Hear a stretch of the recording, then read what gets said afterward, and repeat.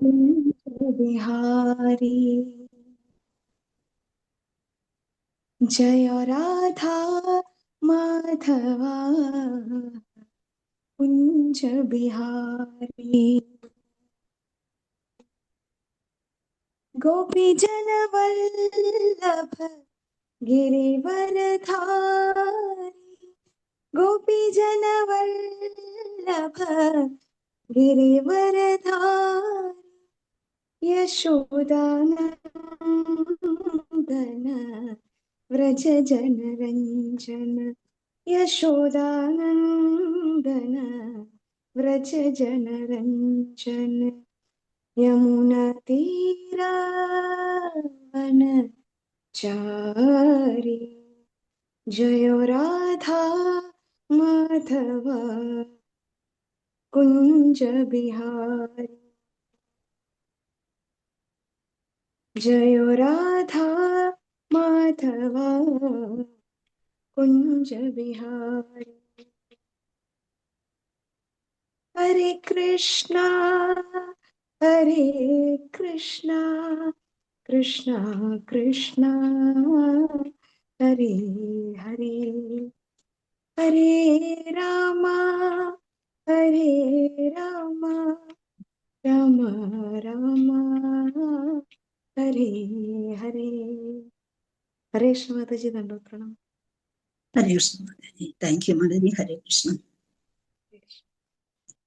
തുടങ്ങട്ടോ പ്രഭു ഹരേ കൃഷ്ണ തുടങ്ങാം മാതാജി ഹരേ കൃഷ്ണ ഓം നമോ ഭഗവതേ വാസുദേവായ ഓം നമോ ഭഗവതേ വാസുദേവായ ഓം നമോ ഭഗവതേ വാസുദേവായ ഓം അജ്ഞാനതിമിരാന്ധസ്യ ജ്ഞാനാഞ്ജനശലാകയ ചക്ഷുരുന്മീലിതം യേന തസ്മൈ ശ്രീഗുരവേ നമഃ ഗുരവേ ഗൗരചന്ദ്രായ രാധികായൈ തദാലേ കൃഷ്ണായ കൃഷ്ണഭക്തായ തദ്ഭക്തായ നമോ നമഃ വന്ദേഹം ശ്രീഗുരോ ശ്രീയുതപദകമലം ശ്രീഗുരുൻ വൈഷ്ണവംശ്ച ശ്രീരൂപം സാഗ്രജാതം സഹഗണരഘുനാഥാന്വിതം തം സജീവം സാദ്വൈതം സാവധൂതം പരിജനസഹിതം കൃഷ്ണചൈതന്യദേവം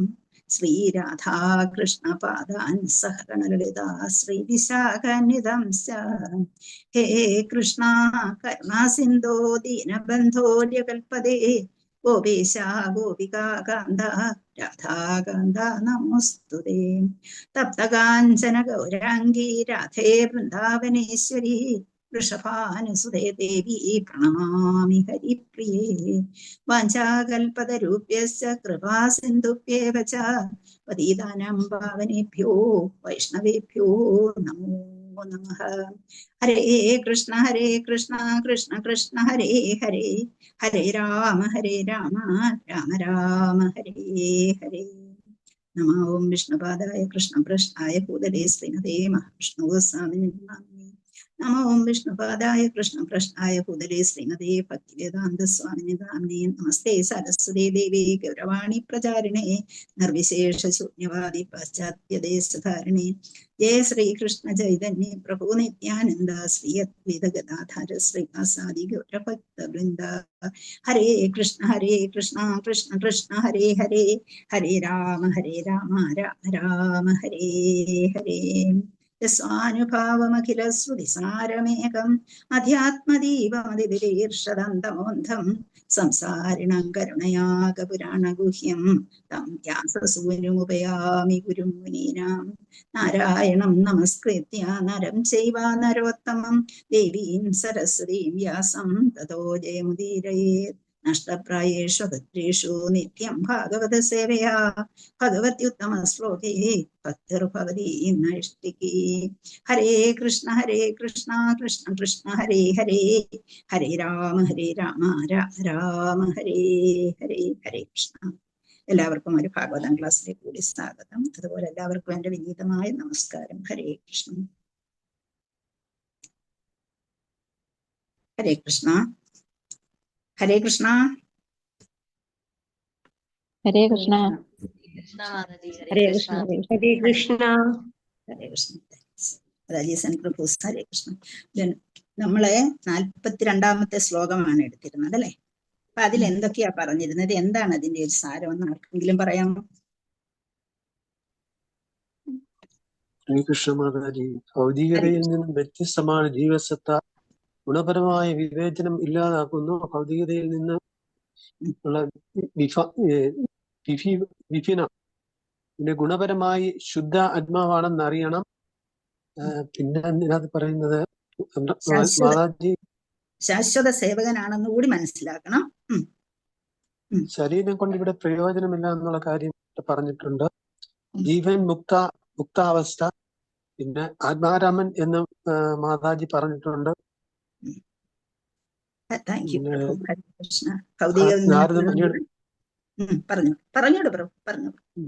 നാരദമുനിയുടെ ഭാവത്തെ ഭഗവാനെ സേവിക്കാനുള്ള പ്രാപ്തി ഉണ്ടാക്കിയെടുക്കുക എന്നുള്ളത്, പിന്നെ ഒരു പരമഹംസ സ്റ്റേജിൽ എത്തണം എന്ന് വരെ പറഞ്ഞു തന്നിട്ടുണ്ട് ഇതിനകത്ത്. ഹരേ കൃഷ്ണ. താങ്ക് യു പ്രഭു. ഹരേ കൃഷ്ണ. എന്തെങ്കിലും ഒന്ന് പറയുന്നത് കേൾക്കുന്നത് വളരെ സന്തോഷമാണ്. ഹരേ കൃഷ്ണ. അത്രയും ഒരു വാക്ക് നിത്യം ഭാഗവത സേവയ എന്നാണ് പറയുന്നത് അല്ലെ? അപ്പൊ ആ ഒരു ദിവസം പോലും നമ്മൾ ഈ ഭാഗവതത്തിന്റെ ഒരു ശ്ലോകമെങ്കിലും വായിക്കാതെ പോകരുത്. നിത്യം എന്ന് പറയുന്നത് നിത്യമാണ്. അതുകൊണ്ട് എല്ലാവരും ഭാഗവതം ഒരു ദിവസം പോലും വിടരുത്. നമ്മൾ എന്നും പറയുന്നത് എന്താണ്? നിത്യം ഭാഗവത സേവയ എന്ന് പറഞ്ഞിട്ട് നമ്മൾ വാക്ക് മാറ്റി ചാടരുത്. അത് പ്രത്യേകം ഓർക്കുക. ഹരേ കൃഷ്ണ. നമ്മളെ 42-ാമത്തെ ശ്ലോകം നമ്മള് പറഞ്ഞ പോലെ നമ്മൾ ആ ജീവൻ മുക്ത അവസ്ഥയിൽ ഏതെങ്കിലും ഒരു കാലത്ത്, എന്നുവെച്ചാൽ നമുക്ക് ഇന്ന് പ്രതീക്ഷിക്കാൻ ഇന്ന് പറ്റത്തില്ല. കാരണം നമ്മൾ അത്ര എവിടെ നിൽക്കുക? താഴെ നിൽക്കുകയാണ്. ഈ താഴെ നിൽക്കുന്ന നമ്മൾക്ക് ഉയർന്നുയർന്ന് ഏതെങ്കിലും ഒരു കാലത്ത് നമ്മുടെ ശ്രമഫലമായിട്ട് എന്ന് പറയാൻ പറ്റില്ല. നമ്മുടെ ശ്രമവും അതുപോലെ നമ്മുടെ ശുദ്ധഭക്തന്മാരുടെ കരുണയും അതുപോലെ ഭഗവാന്റെ കൃപാകടാക്ഷവും അല്ലെ? ആ ഒരു രീതി അതെല്ലാം കൂടെ വേണം. നമ്മൾ ഒരുപാട് പാപം ചെയ്തിട്ടാണ് ഇവിടെ വന്നിരിക്കുന്നത്. അതിൽ നിന്നെല്ലാം രക്ഷപ്പെടുത്താൻ ആര് വേണം? തത്തേന കമ്പാംസ സമീക്ഷമാണോ കുഞ്ചാനമേവാത്മകൃതം വിഭാഗം. അങ്ങനെ കൃത് വാക് വിദതന്നമസ്തേ നിവേദയോ മുക്തിപദേ സദായ. എന്നാണോ ആ ഒരു സ്റ്റേജിലേക്ക് നമുക്ക് എത്താൻ കഴിയും, ആ സ്റ്റേജിലേക്ക് എത്താൻ നമ്മള് കാത്തിരിക്കണം. അതിനു വേണ്ടി നമ്മൾ ചെയ്തിട്ടുള്ള എല്ലാ കർമ്മങ്ങളും മാറ്റി എല്ലാ കർമ്മങ്ങളുടെ ഫലങ്ങളെയും എടുത്തിട്ട്, കാരണം നമുക്ക് അവിടെ എത്തണമെങ്കിൽ ശുദ്ധകർമ്മങ്ങളുടെയും ഫലം എടുക്കണം, പാപകർമ്മങ്ങളുടെയും ഫലം എടുക്കണം. എന്നാലേ ആ ഒരു അവസ്ഥയിലേക്ക് നമുക്ക് എത്താൻ കഴിയുള്ളൂ. അപ്പൊ അതിനുവേണ്ടി നമുക്ക് കാത്തിരിക്കാം. ഭഗവാൻ എന്ന് കരുണ തോന്നുന്നു അല്ലെ? ആ ഒരു ഇതില് ചിലപ്പോ ഒരു മിനിറ്റ് കൊണ്ട് പോലും നമ്മുടെ പ്രവൃത്തി ശരിയാണ്, നമ്മുടെ മനസ്സ് ശരിയാണെങ്കിൽ, ശുദ്ധ മനസ്സ് അതാണ് നമുക്ക് നേടിയെടുക്കേണ്ടത്. ആ ശുദ്ധ മനസ്സിലെത്തിയാൽ നമുക്ക്, അപ്പൊ അതിനു വേണ്ടിയാണ് നമ്മൾ ഈ പ്രകൃതിയിൽ എന്താണ്, പഞ്ചഭൂതങ്ങൾ എന്താണ്, ഭഗവാൻ ആരാണ്, എന്തൊക്കെ ഈ സൃഷ്ടിയിൽ എന്തൊക്കെയാണ് ഉള്ളത് എന്നൊക്കെ പറയും. ഹരേ കൃഷ്ണ. നമുക്ക് തുടങ്ങാം. അതൊരു കൂട്ടത്തിൽ എന്ന് ഞാൻ പറയുകയാണ്, മാതാജീസ് ഒരു കാര്യം പ്രത്യേകം ശ്രദ്ധിക്കുക. അപ്പം നമ്മൾ പറയുമ്പോഴേ, നമസ്കാരം പറയുമ്പം നമ്മൾ മാതാജീസിന് ദണ്ഡവത്ത് പറയാനുള്ള ഇതില്ല. അപ്പം ദണ്ഡവത്ത് നമ്മളത് ചെയ്യുന്നില്ല. അതുകൊണ്ട് നമ്മളത് നമസ്കാരത്തിൽ ഒതുക്കുന്നതാണ് നമുക്ക് നല്ലത്. ഹരേ കൃഷ്ണ. ഹരേ കൃഷ്ണ. പിന്നെ തൃത്വേ ഹുത്വാച പഞ്ചത്വം തച്ചൈകത്വേ ആദ്യുഹവൻ മുനിഹി സർവമാത്മന്യ അജുഹവിത് ബ്രഹ്മണ്യാത്മാനമവ്യയേ. ആ ശ്ലോകത്തിൽ നമ്മൾ പഠിച്ചു. പഞ്ചഭൂതങ്ങളാൽ നിർമ്മിതമായ സ്ഥൂല ഭൗതിക ശരീരത്തെ ഭൗതിക പ്രകൃതിയുടെ ത്രിഗുണങ്ങളുമായി ഈ ഉന്മൂലനം ചെയ്തിട്ട് അദ്ദേഹം അവയെ അവിദ്യയിൽ വിലയിപ്പിച്ച ശേഷം ആ അവിദ്യയെ ഏത് പരിസ്ഥിതിയിലും അവ്യയമായ ബ്രഹ്മനിൽ ആവാഹിച്ചു എന്ന് പറഞ്ഞു. അപ്പം വിഷ്ണു മഹാരാജാവ് ഇവിടെ എന്താണ് ചെയ്തത് എന്നാണ് പറഞ്ഞത്. പ്രധാന എന്താണെന്ന് ആർക്കെങ്കിലും ഒന്ന് പറയാമോ? പ്രധാന എന്താണ് എന്നുള്ളത്? ഹരേ കൃഷ്ണ.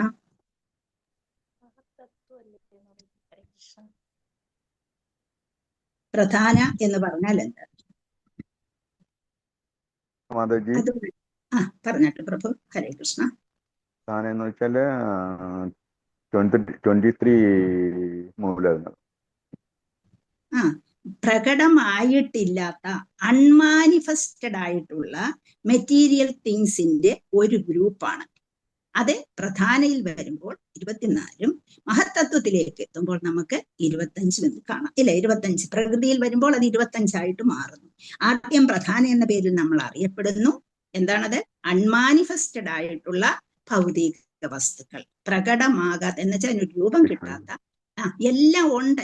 ഭഗവാന്റെ എന്താണ് ആകാശത്തിന്റെ എന്താണ് ഭൗതിക ആകാശത്തിന്റെ മുന്നിൽ എല്ലാ വസ്തുക്കളും ഉണ്ട്. സൃഷ്ടി തീരുമ്പോൾ എല്ലാം അവിടെ ഉണ്ട്. ആ സൃഷ്ടിക്കുന്ന വസ്തുക്കളെ കാരണോദകശായി വിഷ്ണുവിൽ അങ്ങ് ഉൾക്കൊള്ളിച്ചിരിക്കുന്ന ആ വസ്തുക്കളെ അത് എന്തൊക്കെയാണ്? അൺമാനിഫെസ്റ്റഡ് ആയിട്ടുള്ള മെറ്റീരിയൽ തിങ്സ് ആണ് എന്ന് നമ്മൾ പ്രകൃതി. അപ്പൊ അതിലേക്ക് ഗ്ലാൻസ് ഓഫ് ശിവ, ഞാൻ പറഞ്ഞു ഭഗവാന്റെ ഒരു നോട്ടം എത്തുമ്പോൾ നമ്മളത് വിവരിച്ചു പഠിച്ചു. എങ്ങനെ പഠിച്ചു? ഗോലോക വൃന്ദാവനം, വൈകുണ്ഠം, അത് കഴിഞ്ഞിട്ട് ഇങ്ങോട്ട് വരുമ്പോൾ വൈകുണ്ഠത്തിന്റെ പല ഭാഗങ്ങളെ കുറിച്ച് പഠിച്ചു അല്ലെ? വൃന്ദാവനം, മധുര, ദ്വാരക, ഇനി വന്നിട്ട് അയോധ്യ. അത് കഴിഞ്ഞിട്ട് ഞാൻ പറഞ്ഞു എന്തുണ്ട്? സദാശിവന്റെ ലോകവും ഉണ്ടെന്ന് പറഞ്ഞു അല്ലെ? സൃഷ്ടിയിലേക്ക് ഭഗവാൻ സദാശിവനായി നൽകുമ്പോൾ ഗ്ലാൻസ് ഓഫ് ശിവ അതെത്തുമ്പോഴാണ് നമ്മൾക്ക് ഭൗതിക പ്രകൃതി പ്രകടമായി തീരുന്നത്. അപ്പം നമ്മൾ പ്രധാന എന്ന് പറഞ്ഞാൽ നമ്മൾ എന്താണ്? അൺമാനിഫെസ്റ്റേഷൻ ഓഫ് മെറ്റീരിയൽ തിങ്സ് എന്നാണ്. മെറ്റീരിയൽ തിങ്സിന്റെ എല്ലാം കൂടിയുള്ള ഘടകമാണ് എന്താണ്? പ്രധാന. അപ്പം ജീവ, പിന്നെ വേണം കാലം, എന്താ അതെല്ലാം കൂടി അജിറ്റേറ്റ് ചെയ്യുമ്പോഴത്തേക്ക് എന്തായി മാറുന്നു? മഹത്തത്വം എന്ന് പറയുന്നു. അപ്പൊ മഹത്തത്വം എന്ന് പറഞ്ഞാൽ എന്താണ്? അപ്പൊ പ്രധാനം എന്താണെന്ന് മനസ്സിലായല്ലോ? അൺമാനിഫെസ്റ്റഡ് ആയിട്ടുള്ള മെറ്റീരിയൽ തിങ്സ്, അത് തന്നെയാണ് മഹത്വം. അതുപോലെ അവ സഫലമാക്കി തീർക്കുന്നതിനുള്ള കാലത്തെ കുറിച്ചും ഇതൊക്കെയാണ് അതിനകത്തുള്ളത്. ഒന്ന് പറഞ്ഞ് എല്ലാവരും. ഹരേ കൃഷ്ണ. ആരെങ്കിലും ഒരാൾ പറഞ്ഞ്, പ്രഭു ഒഴിച്ച് ബാക്കി ആരെങ്കിലും. സൃഷ്ടിതത്വത്തെ കുറിച്ചും അവ ഫലപ്രദമാക്കി തീർക്കുന്നതിനുള്ള കാലത്തെ കുറിച്ചും. ഇത് രണ്ടിനെ കുറിച്ച് ആർക്കാ ബോധമുള്ളത്? നമുക്കുണ്ടോ? നമുക്കിത് വല്ലതും അറിയാമോ? ഇല്ല. അതാണ് നമ്മൾ അതിനെ രണ്ടിനെ കുറിച്ച് പരമദിവ്യോത്തമ പുരുഷനായ ഭഗവാന് അത് ഭഗവാൻ ആരേൽപ്പിച്ചിരിക്കുകയാണ്? കാരണോദകശായി വിഷ്ണു. ആ ഭാവത്തിലെത്തുമ്പോൾ ആ പരമപുരുഷനിൽ, അദ്ദേഹവും പരമപുരുഷൻ തന്നെയാണ്. അദ്ദേഹത്തിൽ എന്തൊക്കെ അറിയാം? അദ്ദേഹത്തിന്റെ കയ്യിൽ എന്തൊക്കെയുണ്ട്? സൃഷ്ടിതത്വങ്ങളെല്ലാം ഉണ്ട്. അവ സഫലമാക്കി തീർക്കുന്നതിനുള്ള കാലവും അദ്ദേഹം തന്നെ പ്രകടമാക്കിയിട്ടുണ്ട്. രണ്ട് കാര്യങ്ങളാണ്, സൃഷ്ടിതത്വവും അതുപോലെ അവ പ്രകടമാക്കുന്നതിനുള്ള കാലസംഹിതയും. അപ്പൊ ആ കാലം, അതിനെക്കുറിച്ച് പൂർണ്ണാവബോധം ഭഗവാന് മാത്രമേ ഉള്ളൂ. ആ ഭഗവാന്റെ സമഗ്ര വിസ്തരണം ആരുടെ കയ്യിലാണ് ഇതെല്ലാം ഇരിക്കുന്നവരുടെ നമ്മളെ മഹത്തത്വം എന്ന് പറയുന്നു. ഭഗവാന്റെ കയ്യിൽ ഇരിക്കുന്ന ഇതെല്ലാം കൂടെ കൂട്ടും. അപ്പം സൃഷ്ടിതത്വവും പിന്നെ എന്തൊക്കെയാണ്? സഫലമാക്കി തീർക്കുന്നതിനുള്ള കാലത്തെ കുറിച്ചുള്ള പൂർണ്ണാവബോധം. ഇത് രണ്ടും ഭഗവാന് മാത്രമേ ഉള്ളൂ. അതിന്റെ സമഗ്ര വിസ്തരണത്തെയാണ് മഹത്തത്വം എന്ന് പറയുന്നത്. അതുകൊണ്ട് അദ്ദേഹത്തെ ഇരിക്കുന്നത് കൊണ്ട് നമ്മൾ അതിനെ ആ മഹത്തത്വം അല്ലെങ്കിൽ മഹാകാരണമായ സത്വം എന്ന് പറയുന്നു. മഹത്തത്വത്തെ മഹാകാരണമായ സത്വം, അല്ലെങ്കിൽ നമ്മൾ അതിനെ എന്ത് പറയും? നമുക്കൊന്നും അറിയാത്ത, നമ്മുടെ കഴിവിനപ്പുറത്തുള്ള മിഥ്യാഹങ്കാരമായി പരിണമിച്ചിട്ട് കാര്യം കർത്താവേ എന്ന് അങ്ങനെ രീതിയിൽ അത് പ്രകടമാകുകയും ചെയ്യുന്നു എന്ന് നമ്മൾ മനസ്സിലാക്കണം. നമുക്കിതൊന്നും അറിഞ്ഞുകൂടാ, പക്ഷേ അതെല്ലാം പ്രകടമാക്കി തീർക്കുകയും ചെയ്യുന്നു. കാര്യകാരണ കർത്താവ്. സൃഷ്ടിക്ക് ഇത് മൂന്നും ആവശ്യമാണ്. കാര്യം വേണം, കാരണം വേണം, കർത്താവ് വേണം. അപ്പൊ ഇത് അങ്ങനെ അതിനെ പ്രകടമാക്കി തീർക്കുന്നു. അങ്ങനെ അത്തരം പ്രവർത്തനങ്ങളെയും അതിന്റെ ഊഹാപോഹത്തിലുള്ള അടിസ്ഥാനത്തെ അതൊക്കെയാണ് നമ്മൾ പഠിക്കുന്നത്. അപ്പൊ മിഥ്യാഹങ്കാരം എന്ന് പറയുമ്പോഴത്തേക്ക് നമ്മൾ എന്ത് പ്രകടമായി? സത്വരജ തമോ ഗുണങ്ങൾ പ്രകടമായി തീരും. അപ്പൊ അത് അങ്ങനെ വരുമ്പോൾ മിഥ്യാഹങ്കാരത്തിൻ്റെ കൂടെ സത്വഗുണം വരുമ്പോഴത്തേക്ക് മനസ്സുണ്ടാകുന്നു, രജോ അങ്ങനെ ആ അഹങ്കാരം വരുന്നു. ഓരോന്നും രജോഗുണം വരും, തമോ ഗുണം വരും, ഇങ്ങനെ ചേർന്ന് സൃഷ്ടി പ്രകടമാക്കുകയും ചെയ്യുന്നു. അപ്പൊ ഇങ്ങനെ വന്ന ആ സൃഷ്ടിയിൽ വന്നാള് തിരിച്ചു പോകുന്നു എന്ന് മാത്രമേ ഇവിടെ പറയുന്നുള്ളൂ. അപ്പൊ നമ്മൾ മനസ്സിലാക്കിയെടുക്കേണ്ടത് പ്രധാന തന്നെയാണ് മഹത്വത്വത്തിലേക്ക് വരുന്നത്. ആ ടൈം എനർജി ഓഫ് ലോഡ് ആകുന്നത്. അപ്പൊ പ്രധാന അജിറ്റേറ്റഡ് ആകുന്നു. പ്രധാന അജിറ്റേറ്റഡ് ആകുമ്പോൾ അതിനെ മഹത്തത്വം എന്ന് പറയുന്നു. ഭഗവാന്റെ നോട്ടം ചെല്ലുമ്പോൾ അതെന്ത് ചെയ്യുന്നു? പ്രകൃതി പുഷ്പിണിയാകുന്നു എന്നൊക്കെ നമ്മൾ പറയുന്ന പോലെ അതല്ല ഇവിടെ ശരിയായിട്ടുള്ളത്. ഭഗവാന്റെ നോട്ടം പ്രകൃതി ആ ഒരു മഹത്വത്വത്തിലേക്ക് അല്ലെങ്കിൽ പ്രധാനയിലേക്ക് എത്തുമ്പോൾ സൃഷ്ടിക്ക് കാരണമായി ഭവിക്കുന്നു എന്ന്. അപ്പൊ അവിടെ ഏറ്റവും പ്രധാനമായിട്ടുള്ളത് ഫസ്റ്റ് തിങ് ക്രിയേറ്റ് ചെയ്യുന്നത് എന്താണ്? എന്താണ് അവിടെ? നമുക്ക് സൃഷ്ടിക്ക് എന്ത് വേണം? എന്ത് വേണം? നമ്മളെ ഒരു ശരീരം ഇങ്ങനെയുണ്ട്.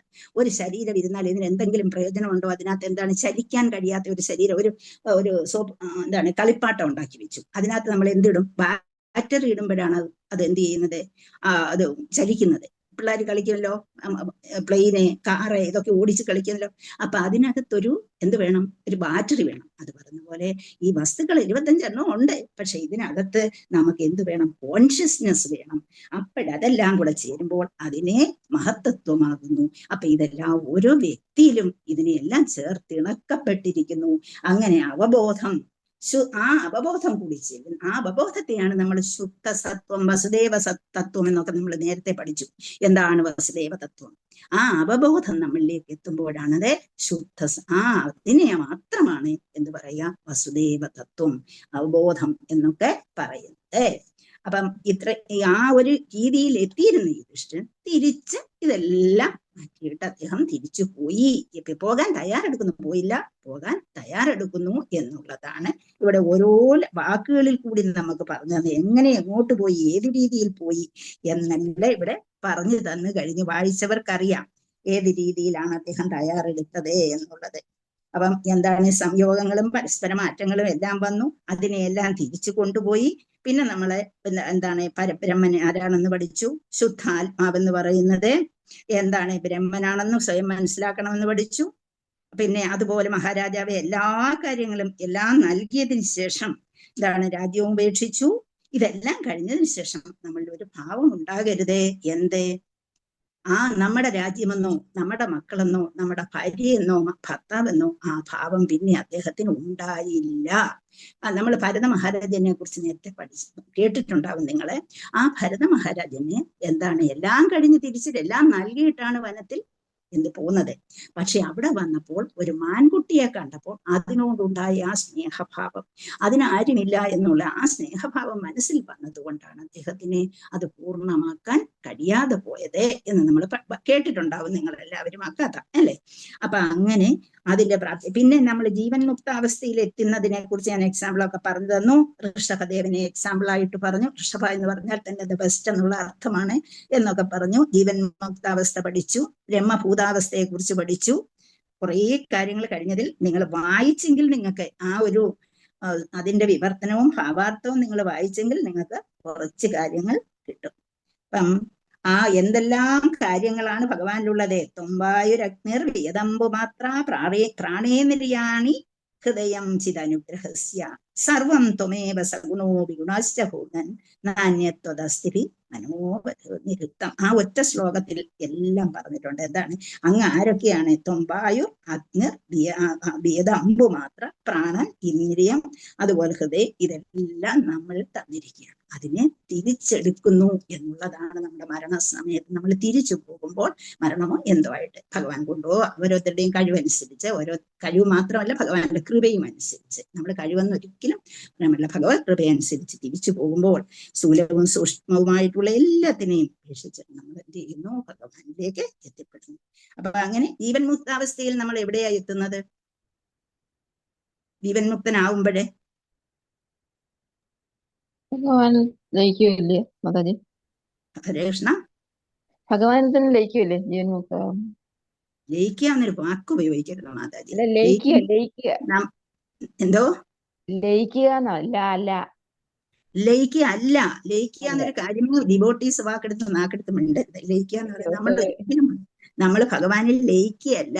എന്നും നമ്മൾ ഭഗവാന്റെ സെർവന്റ് ആണ്. നമ്മൾ ഏത് കാലത്തും നമ്മൾ ഒരിക്കലും ഭഗവാനിൽ ലയിക്കുകയല്ല. ഡിവോട്ടീസ് ലയിക്കുന്നില്ല.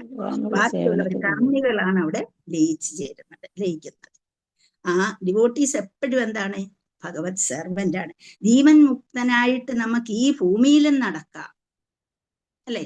ഈ ഭൂമിയിലും അതാണ് ഋഷഭദേവന്റെ എക്സാമ്പിൾ ഞാൻ പറഞ്ഞത്. അതുപോലെ ആരെക്കുറിച്ച് നമ്മൾ പറഞ്ഞു? പൂന്താനത്തെ കുറിച്ച്. നമ്മുടെ മുമ്പിലുള്ള എക്സാമ്പിൾ, നമ്മുടെ നാട്ടിൽ തന്നെ ഉള്ള എക്സാമ്പിൾ ആണ് പൂന്താനത്തെ കുറിച്ച് നമ്മൾ പറഞ്ഞത്. ജീവൻ മുക്താവസ്ഥയിൽ നിൽക്കുമ്പോൾ നമുക്ക് ഈ പ്രകൃതിയുമായിട്ട് യാതൊരു ബന്ധവുമില്ല, പക്ഷേ അതൊന്നും നമ്മളെ ബാധിക്കുന്നില്ല. പക്ഷേ പ്രകൃതിയിൽ നമ്മൾ ജീവിക്കുന്നു, നമ്മൾ പ്രവൃത്തി ചെയ്യുന്നുണ്ട്. കാരണം നമുക്ക് കുളിക്കണം, നമ്മുടെ പ്രഥമമായിട്ടുള്ള കാര്യങ്ങളൊക്കെ ചെയ്യണം, പലതും ചിലപ്പോൾ കഴിക്കണം. അപ്പൊ അതൊക്കെയും അത് കഴിച്ചാലും കഴിച്ചില്ലെങ്കിലും അവരെ അത് ബാധിക്കുന്നില്ല. പക്ഷെ ഇതെല്ലാം പ്രകൃതിയിൽ നിന്നുകൊണ്ട് ചെയ്യുന്നുണ്ട്. ആ ഒരവസ്ഥയിൽ, ജീവൻ മുക്താവസ്ഥയിൽ നമുക്ക് ഇവിടെ അങ്ങനെയായിരുന്നു ഋഷഭദേവൻ. അദ്ദേഹത്തെ മറ്റുള്ളവർ കല്ലെടുത്തെറിയുമായിരുന്നു, അദ്ദേഹത്തിനെ കളിയാക്കുമായിരുന്നു, മുടി പാറിപ്പിടുന്ന അതേ രീതിയിലേക്ക് ഇപ്പൊ യുധിഷ്ഠിര മഹാരാജാവും പോവുകയാണ്. അതുകൊണ്ടാണ് ഞാനത് പറഞ്ഞത്. അപ്പൊ അതെല്ലാം നമുക്ക് പിന്നെ ഞാൻ നിങ്ങളോട് പറയാൻ മാതാജി ഉദ്ദേശിച്ചത് ശീല പ്രഭുപാദ മുക്താവസ്ഥയിലല്ലേ? ജീവൻ മുക്താവസ്ഥ ലാസ്റ്റിൽ, ജീവൻ മുക്താവസ്ഥയിൽ അദ്ദേഹത്തിന് യാതൊരു അദ്ദേഹത്തെ അതിൻ്റെ ഭഗവാന്റെ ജീവൻ മുക്താവസ്ഥ എന്നും പറയണ്ട, അദ്ദേഹത്തെ ഭഗവാൻ ഇങ്ങോട്ട് വിട്ടതാണ് നമ്മളെ പോലുള്ള മണ്ടന്മാരെ തിരിച്ചു കൊണ്ടുപോകാനായിട്ട്. അദ്ദേഹത്തിന് ആ ഒരു രീതി, നമ്മളെ ഇവിടെ വന്ന് ഭഗവാന്റെ സേനാപതിയായിട്ട് ഇവിടെ വന്നു. അവിടെ നമുക്ക് ജീവൻ മുക്താവസ്ഥയെന്നും പറയണ്ട, അവിടെ ഭഗവാന്റെ ഒരാളായിട്ട് അത്രയേ ഉള്ളൂ. നമ്മളെയൊക്കെ കൊണ്ടുപോകാനായിട്ട്, നമ്മളെപ്പോലുള്ളവരെ ഏതെങ്കിലും ജന്മത്തിലെങ്കിലും കൊണ്ടുപോകണമല്ലോ, അതിനു വേണ്ടി ഒരാളായിട്ട് അദ്ദേഹം ഇവിടെ എത്തി. ഇനി ഈ 25 എലിമെന്റ്സ് എന്തൊക്കെയാണ് എന്നുള്ളതൂടെ പറഞ്ഞ് നമുക്ക് ഈ ശ്ലോകം നിർത്താം. ഒരുപാട് കാര്യമുണ്ട് ഇതിനകത്ത്. പഞ്ചഭൂത നിർമ്മിതമായ സ്ഥൂല ശരീരം സൃഷ്ടിക്കപ്പെടുന്നു.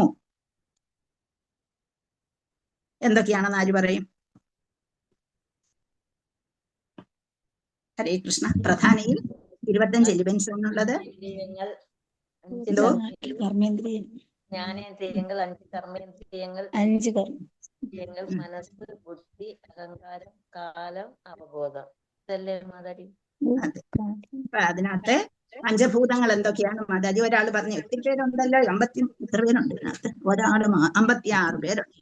അപ്പൊ ഇതിലെ ആരെങ്കിലും ഒരാളെ പഞ്ചഭൂതങ്ങൾ എന്തൊക്കെയാണെന്ന് പറഞ്ഞേ. ഹരേ കൃഷ്ണ. തേജോ വായു ആകാശം. എന്തോ? തേജോ വായു ആകാശമില്ലേ പഞ്ചഭൂതങ്ങൾ? അതെന്തൊക്കെയാ? ജലം, ആകാശം, വായു, ഭൂമി, ജലം, ജലം, അഗ്നി, വായു, ആകാശം. ആകാശം ആരും പറഞ്ഞില്ല. ഖം ഖം അത് നമുക്ക് ഇതിനകത്തുണ്ട്, ഭഗവത്ഗീതയ്ക്കകത്ത് പറയുന്നേ ഖം മനോബുദ്ധിരേവച അഹങ്കാരം ഇതീയമ്മേ ഭിന്നാപ്രകൃതി അഷ്ടത അല്ലേ? ഭഗവത്ഗീതയിൽ വായിച്ചിട്ടുള്ളവർക്ക്, നിങ്ങൾ എന്നും ഭഗവത്ഗീത വായിക്കുന്നുമുണ്ട്. അതുപോലെ ഇന്ദ്രിയ വിഷയങ്ങൾ എന്തൊക്കെയാണ്? അല്ലെങ്കിൽ ഇന്ദ്രിയങ്ങൾ, പഞ്ചേന്ദ്രിയങ്ങൾ ആദ്യം പറ. പഞ്ചേന്ദ്രിയങ്ങൾ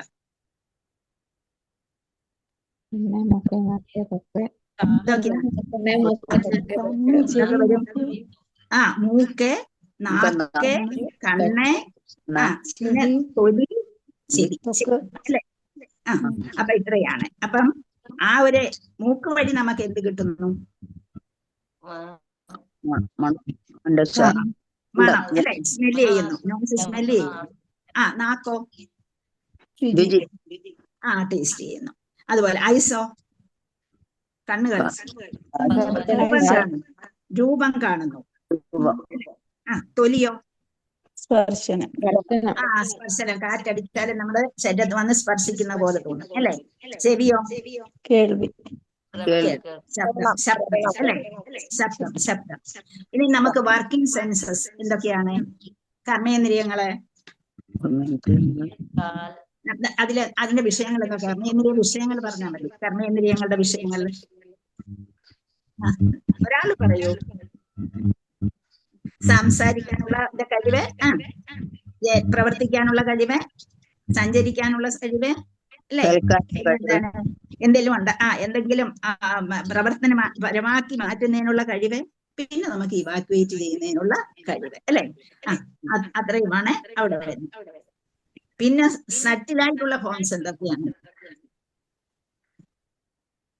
മനസ്സ്, ബുദ്ധി, അഹങ്കാരം. അഹങ്കാരം. എങ്ങനെയുള്ള അഹങ്കാരം? ഫാൾസീഗോ അല്ലെ? അഹങ്കാരം. പിന്നെ നമുക്ക് പിന്നെ നമുക്ക് അതിലൂടെ എന്തുണ്ട്? അവബോധം വരണം അല്ലെ? അവബോധം വരണം. പിന്നെ ടൈമേറ്റിമ. ഇത്രയുമാണ് വരുന്നത്. അപ്പം ഗ്രോസ് ആയിട്ടുള്ള പഞ്ചഭൂതങ്ങളും, പിന്നെ സെൻസ് ഓർഗൻസും, അറിവ് നേടിയെടുക്കുന്നതിനുള്ള ഇന്ദ്രിയങ്ങള്, അതുപോലെ വർക്കിംഗ് സെൻസസ്, അതുപോലെ സട്ടിലായിട്ടുള്ള മനോബുദ്ധി ചിത്താഹങ്കാരം. മനോബുദ്ധി അപ്പൊ നാം ആരാൻ ചോദിച്ചാൽ എന്താണ് ഇതെല്ലാം കൂടെ കഴിഞ്ഞിട്ട് മനോബുദ്ധി ചിത്ത അഹങ്കാരം, അതിനോടൊപ്പം ടൈമും കൂടെ വരുമ്പോഴത്തേക്ക് നമ്മുടെ എന്തായി മാറി? പ്രധാനയായിട്ട് മാറുന്നു. പ്രധാനയിൽ നിന്നാണ് നമ്മുടെ ഈ സൃഷ്ടി പ്രകടമാകുന്നത്. ഹരേ കൃഷ്ണ. നമുക്കിവിടെ ഇതിനെ കുറിച്ച് വ്യക്തമായിട്ട് പറഞ്ഞു തന്നിട്ടുണ്ട്. ഹരേ കൃഷ്ണ. ഇനി 43 നോക്കിക്കോളൂ. ചിരവാസ നിരാഹരോ ബദ്ധവാങ്മുക്തമൂർധജഃ ദർശയന്നാത്മനോ രൂപം ജഡോന്മത്ത പിശാചവത് അനവേക്ഷമാണോ നിരഗാത് അസൃണ്വൻ ബധിരോ യഥാ. ചിരവാസ നിരാഹാരോ ബദ്ധവാങ്മുക്തമൂർധജഃ ദർശയന്നാത്മനോ രൂപം ജഡോന്മത്ത പിശാചവത് അനവേക്ഷമാണോ നിരാഗാത് അസൃണ്വൻ ബധിരോ യഥാ. ചീരവാസ, ഒരു കഷ്ണം, ഒരു തുണ്ട് വസ്ത്രം, ഒരു വണ്ട് തുണി, ഒരു തുണ്ട് തുണി എന്നൊക്കെ നമ്മൾ പറയത്തില്ലേ, അത് കീറിയെടുത്ത ഒരു തുണ്ടി കഷ്ണം മാത്രം, അതിനെ സ്വീകരിച്ചിട്ട് നിരാഹാര, ആഹാരമൊന്നും കഴിക്കാൻ തയ്യാറായില്ല, നിരാഹാരനായി മാറി. നിരാഹാര, പിന്നെ ജലം മാത്രം കുടിച്ചുകൊണ്ട് യാതൊരു ആഹാരവും കഴിക്കാതെ എന്നുള്ള അവസ്ഥയിലെത്തി. നിരാഹാര. പിന്നെന്താണ്? ബദ്ധവാങ്മുക്തമൂർധജഃ. ബദ്ധവാക്ക് എന്ന് പറഞ്ഞാൽ എന്താ? മൗനവ്രതം അനുഷ്ഠിച്ചു എന്ന് പറഞ്ഞു. വാക്കിനെ ബദ്ധമാക്കി, ശബ്ദത്തെ ബദ്ധമാക്കി. ബദ്ധവാക്. പിന്നെ എന്താണ്? മുക്തമൂർധജഃ. മുക്ത ഊർധജഃ. എന്ത് പറ്റി? തലമുടിയെ കെട്ടാതെ, അങ്ങനെ അന്ന് പുരുഷന്മാരെ മുടി വളർത്തുന്ന സ്ഥലമാണല്ലോ, അപ്പം പാറിപ്പിറക്കുന്ന വിധത്തിൽ അഴിച്ചിട്ടിട്ട് ദർശയൻ, അങ്ങനെ നടക്കാൻ പ്രത്യക്ഷപ്പെടാൻ ആരംഭിച്ചു. അങ്ങനെ കാണപ്പെട്ടു അദ്ദേഹം. അപ്പം ചീരവാസ നിരാഹാരോ ബദ്ധവാങ്മുക്തമൂർധജഃ. അപ്പൊ അതിനെ പിരിക്കുന്നത് ബദ്ധവാക്ക്, പിന്നെ മുക്തമൂർധജഃ, തലമുടി കെട്ടാതെ പാറിപ്പെടുത്തുന്ന വിധത്തിൽ അഴിച്ചിട്ടിട്ട് ദർശയൻ, അങ്ങനെ കണ്ടു. ദർശയൻ ആത്മന, ദർശയൻ ആത്മനോ രൂപം. ആത്മന എന്ന് വെച്ചാൽ സ്വയമായിട്ട്, രൂപം ആത്മാവെന്നുള്ള രൂപം, എന്താണ്? അങ്ങനെയുള്ള ശാരീരിക ലക്ഷണങ്ങളോടുകൂടി ജഡ ഉന്മത്ത പിശാചവത്, ജഡം നിഷ്ക്രിയമായിട്ട് ഒന്നും ചെയ്യാൻ എന്നും കാര്യങ്ങളിലൊന്നും ഇടപെടാതെ, ഉന്മത്ത, ഉന്മത്ത എന്ന് പറഞ്ഞാൽ ഒരു ഭ്രാന്തനെ പോലെ, പിശാചവത് ഒരു ആരുമില്ലാത്ത ഒരു അനാഥനെ പോലെ, പിന്നെ അനപേക്ഷമാന, ആരെയും കാത്തു നിൽക്കാതെ. ഇതുവരെ അദ്ദേഹം എന്ത് കാര്യവും ഭീമനോടും അർജുനനോടും ഒക്കെ ആലോചിക്കാതെ, അതുപോലെ നകുലനെയും സഹദേവനെയും തന്റെ ആനന്ദിപ്പിക്കാതെ ചെയ്തിരുന്നില്ല. അങ്ങനെ ആരെയും പിന്നെ കാത്തു നിന്നില്ല, നിരകാതെ സ്ഥിതി ചെയ്തു. അസൃണ്വൻ, ഒന്നും ശ്രവിക്കാതെ, ബധിര, ഒരു ബധിരനെ പോലെ, യഥാ, അതേപോലെ കാണപ്പെട്ടു. അതാണ്. അപ്പം അദ്ദേഹം എപ്പോഴും തന്റെ സഹായത്തിനുണ്ടായിരുന്ന, അല്ലെങ്കിൽ എപ്പോഴും അദ്ദേഹം കാര്യങ്ങൾ ചർച്ച ചെയ്തിരുന്ന ആൾക്കാരോട്, സ്വന്തം അനിയന്മാരോടോ ഭാര്യയോടോ അമ്മയോടോ ആരോടും ഒരു വാക്കുപോലും അദ്ദേഹം പറഞ്ഞില്ല. പോകാൻ തീരുമാനിച്ചു, ചെയ്യേണ്ട കാര്യം രാജ്യം കൊടുക്കേണ്ടവർക്കൊക്കെ കൊടുത്തു, ചെയ്യേണ്ട കാര്യങ്ങളെല്ലാം ചെയ്തു. അദ്ദേഹം ഉന്മത്തനായി, ഒരു ജഡനായി പോലെ, പിശാചവത്ത് ഒരു അനാഥനെ പോലെ അദ്ദേഹം അദ്ദേഹത്തിന്റെ കാര്യം നിർവഹിക്കാനായിട്ട് തിരിക്കുകയാണ് ഇവിടെ കാണുന്നത്. ശ്ലോകം ഒന്ന് വേഗം വായിക്കുവാരെങ്കിലും. ഹരേ കൃഷ്ണ.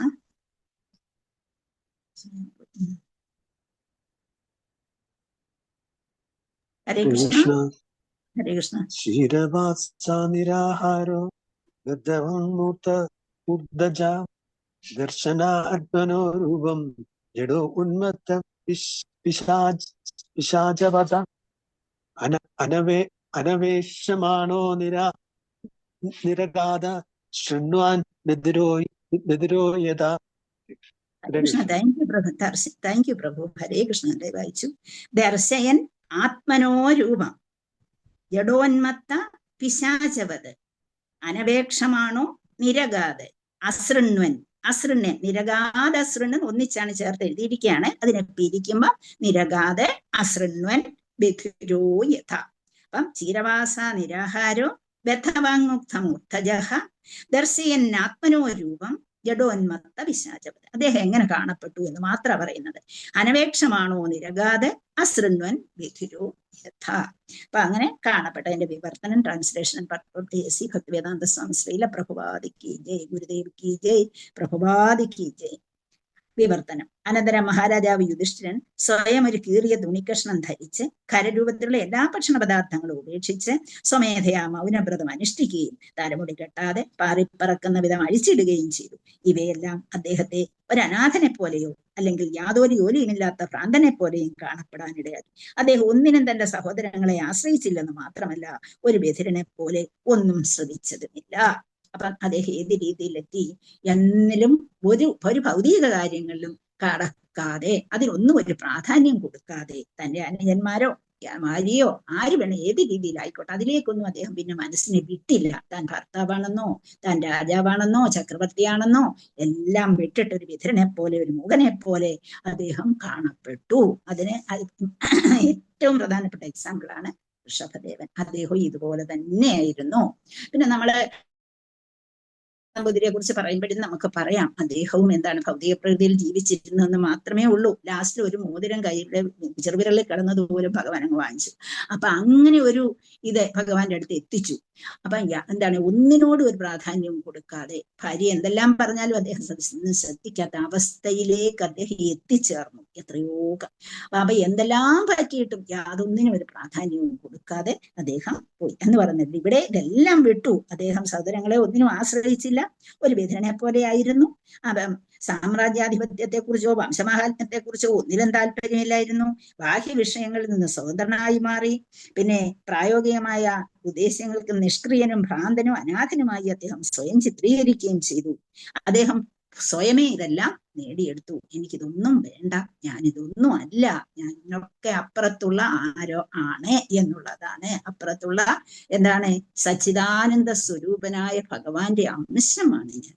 അല്ലാതെ ഇതെല്ലാം ഭൗതിക പ്രകൃതിയുടെ ഭ്രാന്തമായ എന്ന് അദ്ദേഹം മനസ്സിലാക്കുകയും അദ്ദേഹം ഒന്നിനെയും അതുവരെയും, കാരണം നമ്മൾ എത്ര ശ്ലോകം കേട്ടു, അർജുനൻ വരാതിരിക്കുന്നത് കൊണ്ട് ആരുടെ അടുത്ത്, ഭീമന്റെ അടുത്ത് ഇദ്ദേഹം പറയുന്ന ശ്ലോകങ്ങളെല്ലാം നമ്മൾ കേട്ടു അല്ലെ. അവിടെ ദ്വാരകയിൽ എന്ത് ഭവിച്ചോ, എന്ത് സംബന്ധിച്ചോ, ദ്വാരകക്കാർക്ക് എന്ത് പറ്റിയോ, എന്താണ് പ്രകൃതി ഇങ്ങനെ ശോഭിച്ച് കാണപ്പെടുന്നത്, എന്റെ വശത്തുകൂടി ഇന്നത് കടന്നു പോകുന്നു, ഇടത് ഭാഗത്തുകൂടി ഇന്നത് കടന്നു പോകുന്നു, ഇതെല്ലാം എന്നെ ഭയപ്പെടുത്തുന്നു, നമ്മുടെ രാജ്യം എവിടേക്കാണ് പോകുന്നത്, ഭഗവാൻ എന്ത് സംഭവിച്ചു കാണും, അതൊക്കെ ഇങ്ങനെ ചിന്തിച്ച് ദ്വാരകവാസികൾക്ക് എന്ത് സംഭവിച്ചു കാണും, ഇതൊക്കെ ചിന്തിച്ചിരുന്നു അന്നിരുന്നു. പക്ഷേ അദ്ദേഹം ഒരു തീരുമാനമെടുത്തു കഴിഞ്ഞപ്പോഴത്തേക്കും പിന്നെ ഈ ചിന്ത എല്ലാ അദ്ദേഹത്തെ വിട്ടിട്ട് അദ്ദേഹം സ്വതന്ത്രനായി. ഭീമനുമില്ല, അർജുനനുമില്ല, ആരുമില്ല.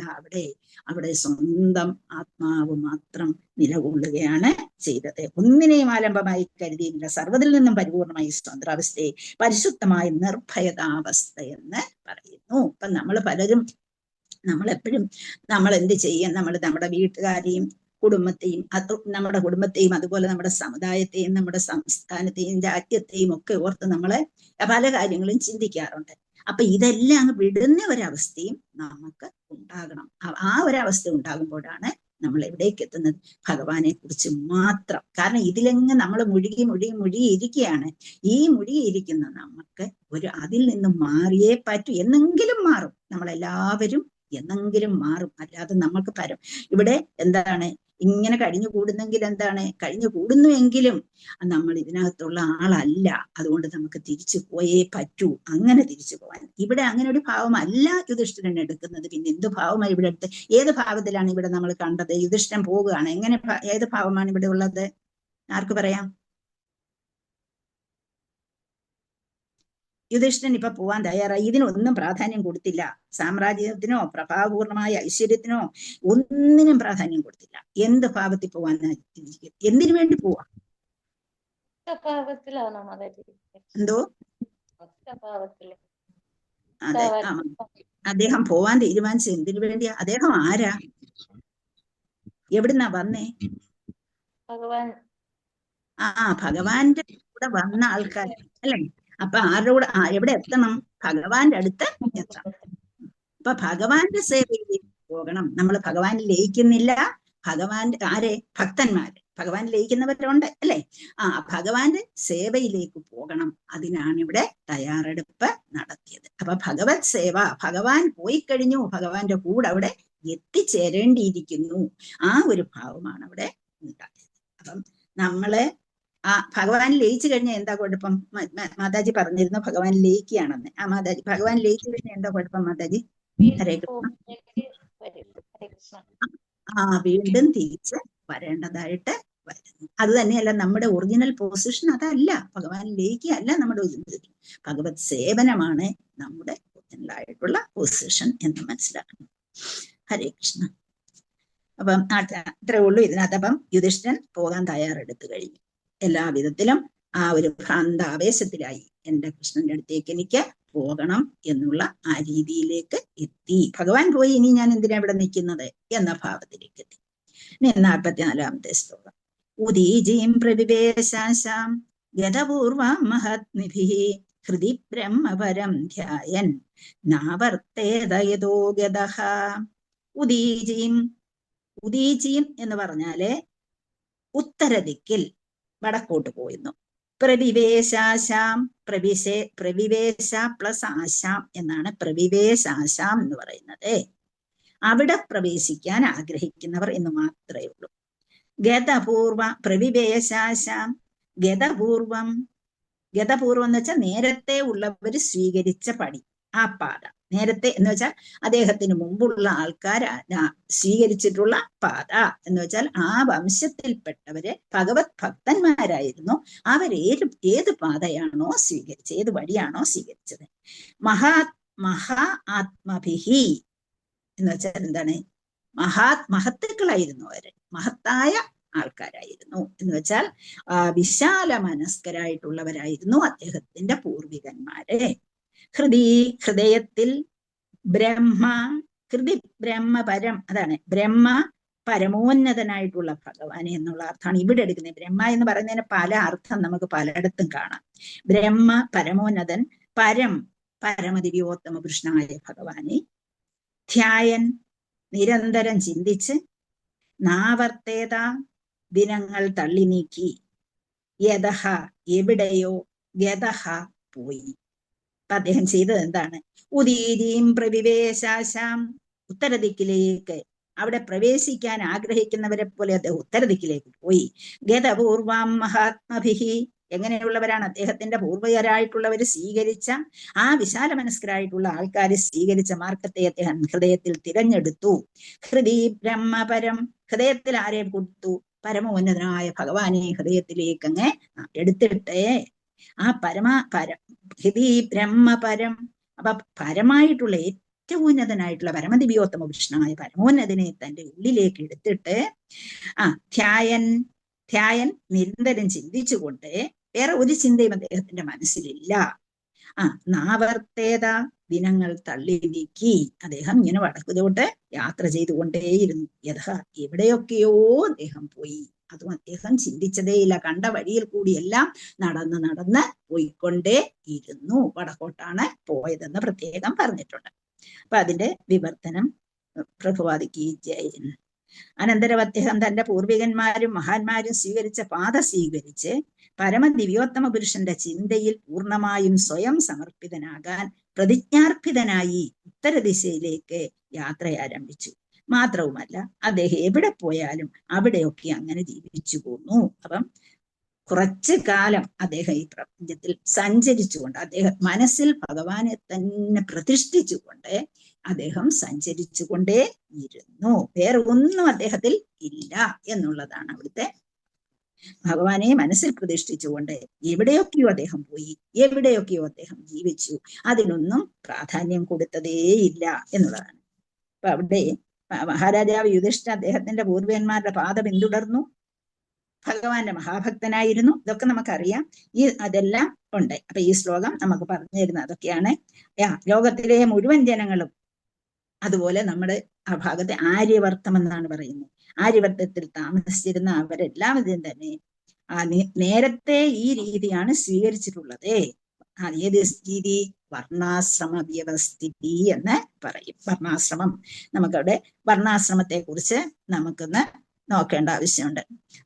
അപ്പം യഥാർത്ഥത്തിൽ ശ്രീമദ് ഭഗവത്ഗീതയിലും ഇതേക്കുറിച്ച് വ്യക്തമായി പറഞ്ഞു കൊടുക്കുന്നുണ്ട്. ഭൗതിക നിലനിൽപ്പിന് ഏറ്റവും ആവശ്യമായ എന്ന് വെച്ചാൽ മനുഷ്യ ജീവിതത്തിൽ നമ്മൾ വർണ്ണാശ്രമ വ്യവസ്ഥിതി അനുസരിച്ച് പെരുമാറേണ്ടതായിട്ട് ഉണ്ട്. അതൊരു സോഷ്യൽ ക്ലാസ് ആണ്, സാമൂഹ്യ വ്യവസ്ഥിതി. നമ്മൾ ഈ ഭൗതിക പ്രപഞ്ചത്തിൽ ജീവിക്കുമ്പോൾ അവിടുത്തെ ചിട്ടകളും നിയമങ്ങളും വേണ്ട വിധത്തിൽ പാലിക്കണം. അങ്ങനെ പാലിച്ചെങ്കിൽ മാത്രമേ നിയമപരമായിട്ടും ചിട്ടയോടുകൂടി നമുക്ക് തിരിച്ചു പോകാൻ കഴിയുകയുള്ളൂ. അപ്പം നാരദര് യുധിഷ്ഠിര മഹാരാജാവിന് പറഞ്ഞു കൊടുക്കുന്നുണ്ട് ഈ ഭൗതിക വ്യവസ്ഥിതിയെ കുറിച്ച്, ഈ സാമൂഹ്യമായ ക്ലാസിനെ കുറിച്ച്. ക്ലാസ് എന്ന് പറഞ്ഞാൽ എന്താണ്? സാമൂഹ്യമായ വ്യവസ്ഥിതിയെ കുറിച്ച് പറഞ്ഞു കൊടുക്കുന്നുണ്ട്. വർണ്ണം എന്ന് പറഞ്ഞാൽ എന്താണ്? ആരെങ്കിലും ഒന്ന് പറയാമോ വർണ്ണം എന്താണെന്ന്? ഭഗവത്ഗീതയിൽ എല്ലാം പറഞ്ഞു കഴിഞ്ഞു. വർണ്ണം ബ്രാഹ്മണ, ക്ഷത്രിയർ, വൈശ്യർ, ശൂദ്രർ. ഹരേ കൃഷ്ണ. വർണ്ണം എന്ന് പറയുമ്പോൾ നാല് വിഭാഗങ്ങളായി തിരിച്ചു. ബ്രാഹ്മണ, ക്ഷത്രിയ, വൈശ്യ, ശൂദ്രരായിട്ട്. എന്തിനെ അനുസരിച്ചായിരുന്നു ഭഗവാൻ അത് ചെയ്തത്? ഓരോരുത്തരുടെയും ജന്മത്തെ അത് അച്ഛൻ ബ്രാഹ്മണനാണെങ്കിൽ മോൻ ബ്രാഹ്മണൻ, അച്ഛൻ ക്ഷത്രിയനാണെങ്കിൽ മോൻ ക്ഷത്രിയൻ, അങ്ങനെ ആയിരുന്നില്ല. ക്വാളിറ്റീസ് ഓരോ വ്യക്തിയിലും ഉണ്ടായിരുന്ന, നമ്മൾ ദ്വിജൻ എന്നും ബ്രാഹ്മണന്റെ മകനെ കുറിച്ചും ഒക്കെ നേരത്തെ പഠിച്ചിട്ടുണ്ട് അല്ലേ? അപ്പൊ ആ ഓരോരുത്തരുടെയും ഗുണങ്ങൾ അനുസരിച്ച്, ജന്മമനുസരിച്ചല്ല ഗുണമനുസരിച്ചാണ് അന്നത്തെ വർണ്ണവ്യവസ്ഥിതി തിരിക്കപ്പെട്ടത് എന്നുള്ളതാണ്. വർണ്ണവ്യവസ്ഥിതി based on qualities, not by birth. അപ്പൊ അതിനെ അനുസരിച്ചാണ് ഓരോ കാര്യങ്ങളും അന്ന്. അപ്പം നമുക്ക് 4 വർണ്ണങ്ങളും 4 ആശ്രമങ്ങളും ഉണ്ട്. എന്തൊക്കെയാണ് ആശ്രമങ്ങള്? ബ്രഹ്മചര്യം, ഗൃഹസ്ഥാശ്രമം,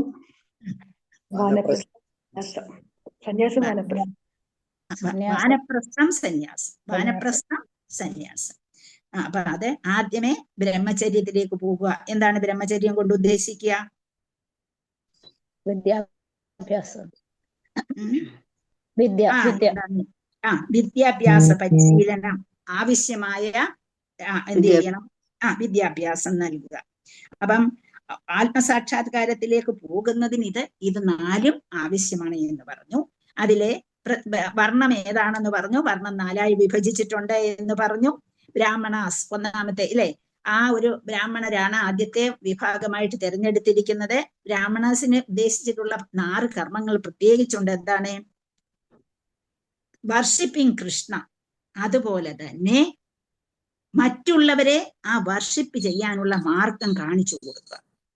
ആദ്യം ഭഗവാനെ ആരാധിക്കുന്നു, പിന്നെ ഭഗവാനെ ആരാധിക്കേണ്ട വിധം ക്ഷത്രിയർക്കും വൈശ്യർക്കും ശൂദ്രർക്കും കാണിച്ചു കൊടുക്കുക. അതല്ലേ ഉള്ളു, 4 കൂട്ടരേ ഉള്ളൂ. അപ്പൊ അതിലെ ബ്രാഹ്മണരുടെ സ്ഥിതി ഒന്നാമത്തേത് അതാണ്. 2 കാര്യങ്ങളാണ്. ഒന്ന് worshipping Krishna, teaching others to worship Krishna. ഭഗവാനെ ആരാധിക്കുക, ഭഗവാനെ ആരാധിക്കേണ്ട വിധം മറ്റുള്ളവർക്ക് പറഞ്ഞു കൊടുക്കുക. പിന്നെ അടുത്തത് വേദങ്ങൾ പഠിക്കുക, ആ വേദങ്ങൾ മറ്റുള്ളവർക്ക് പഠിപ്പിച്ചു കൊടുക്കുക. അപ്പൊ 4 എണ്ണമായല്ലോ. പിന്നെന്താണ്? മറ്റുള്ളവരിൽ നിന്ന് ചാരിറ്റി സ്വീകരിക്കുക, കൂടാതെ ചാരിറ്റി മറ്റുള്ളവർക്ക് കൊടുക്കുക. അപ്പൊ 6 എണ്ണമായി. ആർക്ക് പറയാം 6 എണ്ണം? ഒന്നെന്തൊക്കെയാണ്? ഭഗവാനെ ആരാധിക്കുകയും മറ്റുള്ളവരെ ആരാധിക്കാൻ പഠിപ്പിച്ചു കൊടുക്കുക. അപ്പൊ 2 എണ്ണമായി. മൂന്നാമത്തെ ഏതാണ്? വേദങ്ങൾ പഠിക്കുക, മറ്റുള്ളവർക്ക് വേദം പഠിപ്പിച്ചു കൊടുക്കുക. അടുത്തത് ചാരിറ്റി സ്വീകരിക്കുക, ദാനം സ്വീകരിക്കുക. പിന്നെയോ മറ്റുള്ളവർക്ക് ദാനം കൊടുക്കുക. അപ്പൊ ഒന്നിച്ചാർക്ക് പറയാം? ശ്രമിക്കൂ. ട്രൈ. ഭഗവാനെ ആരാധിക്കുക, ആരാധിക്കാൻ പഠിപ്പിക്കുക, വേദങ്ങൾ പഠിപ്പിക്കാൻ സഹായിക്കുക, പഠിപ്പിക്കുക, ദാനം സ്വീകരിക്കുക, ദാനം കൊടുക്കുക, സ്വീകരിക്കുക, ദാനം കൊടുക്കുക. അല്ലെ? അത്രയേ ഉള്ളൂ. 6 എണ്ണം പ്രധാനമാണ്.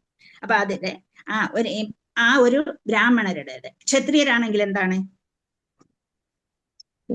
യുദ്ധമുറയില് ക്ഷത്രിയർക്ക് നമ്മുടെ രാജ്യത്തെയും നമ്മുടെ ആ രാജ്യത്തിൽപ്പെട്ട ജനതയും ബ്രാഹ്മണരുൾപ്പെടെയുള്ള ബ്രാഹ്മണ, ക്ഷത്രിയ, വൈശ്യ, ശൂദ്രന്മാരെ എല്ലാവരെയും സംരക്ഷിക്കേണ്ട ചുമതല ആരുടെ കയ്യിലാണുള്ളത്? ക്ഷത്രിയന്മാരുടെ കയ്യിലാണുള്ളത് അല്ലേ? അപ്പൊ ഇന്ന് നമുക്ക് ഇന്ത്യയിൽ പ്രശ്നം ഉണ്ടായി. ആരാണ് അതിനുള്ള ആ മാർഗം ഏറ്റെടുത്തിട്ടുള്ള ആദ്യം മിലിറ്ററി പീപ്പിൾ ആണ് അതിനുവേണ്ടി മുന്നോട്ട് പോകുന്നത്. എന്തുകൊണ്ട്? അവരുടെ കയ്യിൽ നിക്ഷിപ്തമാണത്. അന്ന് കാലത്ത് അതുപോലെ ക്ഷത്രിയരുടെ കയ്യിൽ നിക്ഷിപ്തമായിരുന്നു തന്റെ രാജ്യത്തെയും തന്റെ സമൂഹത്തെയും തന്റെ ജനങ്ങളെയും സംരക്ഷിക്കുക എന്നുള്ളത് ക്ഷത്രിയരുടെ ചുമതലയായിരുന്നു. പക്ഷേ ക്ഷത്രിയർക്ക് ഒരുതുണ്ട്, ദാനം വാങ്ങരുത് ക്ഷത്രിയർ. അവരെന്ത് ചെയ്യണം? മറ്റുള്ളവരെ സഹായിക്കാൻ. അപ്പം ആ ഒറ്റ എണ്ണം ഒഴിച്ച് ബാക്കി 5 എണ്ണവും ക്ഷത്രിയർക്കുള്ളതാണ്. ദാനം വാങ്ങരുത് എന്നതൊഴിച്ച് രാജ്യരക്ഷയായിരിക്കണം അവരുടെ പ്രധാന കാരണം. അപ്പൊ എന്തൊക്കെയുണ്ട്? കൃഷ്ണനെ ആരാധിക്കണം, കൃഷ്ണനെ കുറിച്ച് ഭഗവാനെ ആരാധിക്കണം, മറ്റുള്ളവർക്ക് പറഞ്ഞു കൊടുക്കണം, അതുപോലെ വേദം പഠിക്കണം, അതും മറ്റുള്ളവർക്ക് പറഞ്ഞു കൊടുക്കാം, അതുപോലെ ദാനം കൊടുക്കുകയും ചെയ്യണം, ദാനം വാങ്ങരുത്. ഇത് മാത്രമേ ഉള്ളൂ ക്ഷത്രിയർക്ക് പ്രത്യേകതയായിട്ടുള്ളത്. മനസ്സിലായല്ലോ അത്? അപ്പം അതെ, പിന്നെ അതാണ് ക്ഷത്രിയര്. പിന്നെ വൈശ്യന്മാരാരാണ്? വൈശ്യന്മാരെന്ന് പറയുന്നത് മർക്കന്റൈൽ കമ്മ്യൂണിറ്റി എന്ന് പറയും. എന്താണ്? വ്യവസായം, കൃഷി ഒക്കെ അവരുടെ കയ്യിലാണ്. അപ്പം എന്താണ്? പശുക്കളെ വളർത്തുക അന്നത്തെ കാലഘട്ടത്തിൽ. അപ്പൊ അങ്ങനെ വ്യവസായം, കൃഷിയൊക്കെ ഉണ്ടാക്കി എന്തിനാ ഇത് അവരുടെ കയ്യിൽ കൊടുത്തേക്കുന്നത്? രാജ്യത്തിന് ആവശ്യമായ പണം കൊണ്ടുവരുന്ന ആൾക്കാരാണ് അവർ, വൈശ്യന്മാര്. കച്ചവടത്തിൽ കൂടിയായാലും കൃഷിയിൽ കൂടിയായാലും പശുക്കളെ വളർത്തിയായാലും ഏത് രീതിയിലായാലും ശരി എന്ത് ചെയ്യുന്നു? ട്രേഡ്, അഗ്രികൾച്ചർ, ട്രേഡ്, കൊമേഴ്സ്, അതുപോലെ കൗ പ്രൊട്ടക്ഷൻ. എന്തൊക്കെയാ? അഗ്രികൾച്ചർ, ട്രേഡ്, കൊമേഴ്സ്, കൗ പ്രൊട്ടക്ഷൻ. ഇത് 4ഉം വൈശ്യരുടെ കയ്യിലായിരുന്നു. അവരാണ് പണം ഉണ്ടാക്കിയിരുന്നത്. അവര് രാജ്യത്തിന് ആവശ്യമായ സമ്പത്ത് ശേഖരിച്ചിരുന്നത്. നോട്ട് സ്വീകരിക്കുക, സമ്പത്ത് ശേഖരിച്ചിരുന്നു. അതുപോലെ ശൂദ്രന്മാരെന്താ ചെയ്യുക? ഒരു മാസ്റ്ററെ കണ്ടുപിടിച്ചിട്ട് ആ മാസ്റ്ററിന് ആവശ്യമായ എല്ലാ കാര്യങ്ങളും ചെയ്തു കൊടുക്കുകയും അദ്ദേഹത്തിൽ നിന്ന് ലൈവ്ലിഹുഡ്, ജീവിതത്തിന് ആവശ്യമായത് കിട്ടുകയും ചെയ്യുക. എന്നുവെച്ചാൽ ഓരോരുത്തരും ഓരോ ഗ്രൂപ്പുകാരുടെ ജോലി ചെയ്ത് ഓരോരുത്തർക്കും ആവശ്യമുള്ള ജോലി ചെയ്തു കൊടുത്ത് സമൂഹത്തിന് ആവശ്യമായ ജോലി ചെയ്തു കൊടുത്ത് സമൂഹത്തെ സഹായിക്കുന്നവരായിരുന്നു. ഈ 3 ക്ലാസ്സുകാരെയും സഹായിക്കുന്നവരായിരുന്നു ശൂദ്രന്മാർ. മറ്റുള്ളവർക്ക് ആവശ്യമായ പണി ചെയ്തു കൊടുത്ത്. ഇപ്പൊ 4 ക്ലാസ്സിന്റെ മനസ്സിലായല്ലോ എല്ലാവർക്കും അറിയാവുന്നതാണെന്ന് എനിക്ക് തോന്നുന്നു. അപ്പൊ അങ്ങനെ സോഷ്യൽ ഓർഡറിൽ 4 വിഭാഗങ്ങൾ ഉണ്ടായിരുന്നു എന്ന് മനസ്സിലാക്കുക. പിന്നെ നമുക്ക് ബ്രഹ്മചാരി എന്ന് പറയുമ്പോ ഒന്ന് നോട്ട് ചെയ്തോണോ? അത് ബ്രഹ്മചാരി ആകുമ്പോ എന്താണ്? സെൻസ് കൺട്രോൾ പ്രാക്ടീസ് ചെയ്തിരിക്കണം. പഠിക്കാനാണ് നമ്മൾ ഗുരുകുലത്തിലേക്ക് പോകുന്നത്, കുട്ടികളെ കൊണ്ടാക്കുന്നത്. അന്നത്തെ കാലത്ത് ഇന്ദ്രിയങ്ങളെ കൺട്രോൾ ചെയ്യാനുള്ള ഒരു കംപ്ലീറ്റ് പ്രാക്ടീസ്, അതാണ് ഒന്നാമത്തെ സംഭവം. എന്താ? ഇന്ദ്രിയങ്ങളെ കൺട്രോൾ ചെയ്യാനുള്ള പ്രാക്ടീസ് ഒരു ബ്രഹ്മചാരിക്ക് കിട്ടിക്കണം. ഇനിയും ഒരു ഗുരുവിന്റെ കൂടെ താമസിക്കുമ്പോൾ ആ ഗുരുവിന്റെ ബെനിഫിറ്റിന് വേണ്ടി മാത്രമായിരിക്കണം ആ കുട്ടിയുടെ പ്രവർത്തനം. ഇപ്പൊ കൃഷ്ണനും കുചേലനും കൂടി വിറകൊടിക്കാനായിട്ട് പോയി, മഴ പെയ്തു, കാട്ടിപ്പെട്ടുപോയി, മരത്തെ കയറിയിരുന്നു. ഇതൊക്കെ നമ്മൾ വായിച്ചിട്ടുണ്ട് അല്ലെ? അപ്പൊ എന്ത് തന്നെയായാലും ഗുരുകുലത്തിൽ താമസിക്കുന്നു. ആ ഗുരുകുലത്തിൽ താമസിച്ചുകൊണ്ട് ഗുരുവിന് എന്താവശ്യമുണ്ടോ അതെല്ലാം സാധിച്ചു കൊടുക്കുക. ഗുരുവിന് വേണ്ടി കുഞ്ഞുങ്ങളെ കൊണ്ടുകൊടുത്ത, ഗുരുവിന്റെ മകനെ കൊണ്ടുകൊടുത്ത കാര്യം പോലും നമ്മൾ കേട്ടിട്ടുണ്ട് അല്ലെ? അപ്പൊ പിന്നെ എപ്പോഴും ഗുരുവിനോട് സബ്മിസീവ് ആയിരിക്കണം. ഒരിക്കലും എതിർത്ത് പറയാൻ പാടില്ല. എന്തെങ്കിലും സംശയം ഉണ്ടായാലും അത് വേണ്ട രീതിയിൽ വേണ്ട വിധത്തിൽ ഗുരുവിനെ സ്വീകരിച്ചുകൊണ്ട് ചോദിക്കണം. അതെപ്പോഴും സബ്മിസീവ് ആയിരിക്കണം. പിന്നെ ഒരു ഗുരുവിന്റെ ഫേം ഫ്രണ്ട്ഷിപ്പ് ആയിരിക്കണം. വളരെ അടുപ്പമായിരിക്കണം ഗുരുവിനോട് ഉണ്ടാകേണ്ടത്. ഇപ്പം ഗുരുകുലത്തിൽ ചെന്ന് കഴിഞ്ഞാൽ അവിടുത്തെ വ്യക്തിയായി ആദ്യമേ ഇന്ദ്രിയങ്ങളെ കൺട്രോൾ ചെയ്യുക, പിന്നെ ഗുരുവിന്റെ ബെനിഫിറ്റിന് വേണ്ടി പ്രവർത്തിക്കുക, ഗുരുവിനോട് സബ്മിസീവ് ആയിരിക്കുക, അതുപോലെ ഗുരുവിനോട് ഏറ്റവും വലിയ ഫ്രണ്ട്ഷിപ്പിൽ കഴിയുക. ഇതൊക്കെ ഒരു ആർക്കാവശ്യമാണ്? ബ്രഹ്മചാരിക്ക് ആവശ്യമാണ്. അത് കഴിഞ്ഞിട്ട് പഠിത്തമെല്ലാം കഴിഞ്ഞ് എല്ലാം നേടിയെടുത്ത് ഗുരുവിന് ദക്ഷിണയും കൊടുത്തിട്ട് ഇറങ്ങി വന്നാൽ ഒന്നുകിൽ നമുക്ക് ഗൃഹസ്ഥനാകാം, അല്ലെങ്കിൽ നമുക്ക് സന്യാസത്തിലേക്ക്, വാനപ്രസ്ഥത്തിലേക്കോ സന്യാസത്തിലേക്കോ പോകാൻ കഴിയും. അങ്ങനെ ഗൃഹസ്ഥനായി തീർന്ന പൂർണ്ണമായും ഗൃഹസ്ഥനായി, ഗ്രഹമേധിയായി പോകരുത്. പൂർണ്ണ ഗൃഹസ്ഥനായിട്ട് നല്ല അറിവ് നേടിയെടുത്താ വന്നിരിക്കുന്നത്. തനിക്കുണ്ടാകുന്ന കുടുംബത്തെ, തന്റെ ഭാര്യയെയും മക്കളെയും വേണ്ട വിധത്തിൽ എന്തു കൊടുക്കണം? ആ കൃഷ്ണാവബോധത്തെ കുറിച്ച് പഠിപ്പിച്ചു കൊടുക്കുക, ഭഗവാനെ കുറിച്ച് മനസ്സിലാക്കിച്ചുകൊണ്ട് തൻ്റെ കുട്ടികളെ വളർത്തിയെടുത്തിട്ട് നല്ല കുട്ടികളാക്കി മാറ്റാനുള്ള ശ്രമം ഒരു ഗൃഹസ്ഥനിൽ ഉണ്ടാകണം. ഗ്രഹമേധിയാകരുത്, ആകണം എന്നാണ് ഇവിടെ പറയുന്നത്. അപ്പൊ അങ്ങനെ അവിടെ മൂന്നാമത്തേത് എന്താണ്? ഗൃഹസ്ഥാശ്രമം. അത് കഴിഞ്ഞിട്ട് പിന്നെന്താണ്? വാനപ്രസ്ഥാശ്രമം എന്ന് പറയുന്നത്. നമ്മളിപ്പോ ഒരു സാധാരണ ഒരു വ്യക്തി ബ്രഹ്മചര്യവും ഗൃഹസ്ഥവും കഴിഞ്ഞതിന് ശേഷം കുറെ നാൾ നമ്മുടെ കുടുംബത്തിൽ കഴിച്ചുകൂട്ടി നമ്മൾ പോയില്ല, മരിച്ചില്ല എന്നുണ്ടെങ്കിൽ നമ്മൾ ഒരു 60 വയസ്സാകുന്നതോടുകൂടി നമ്മൾ സകല ബന്ധവും കുടുംബത്തോടുള്ളത് ഉപേക്ഷിക്കണം. എന്ന് വെച്ചാൽ പിന്നെയും നമ്മൾ കുടുംബത്തെ കൺട്രോൾ ചെയ്തുകൊണ്ട്, മക്കളെ ഭരിച്ചുകൊണ്ട്, കൊച്ചുമക്കളെ ഭരിച്ചുകൊണ്ട് ഇവിടെ കുത്തിയിരിക്കുന്ന അവസ്ഥയാണ് നമുക്ക് ഇന്ന് ഉള്ളത്, ഇല്ലേ?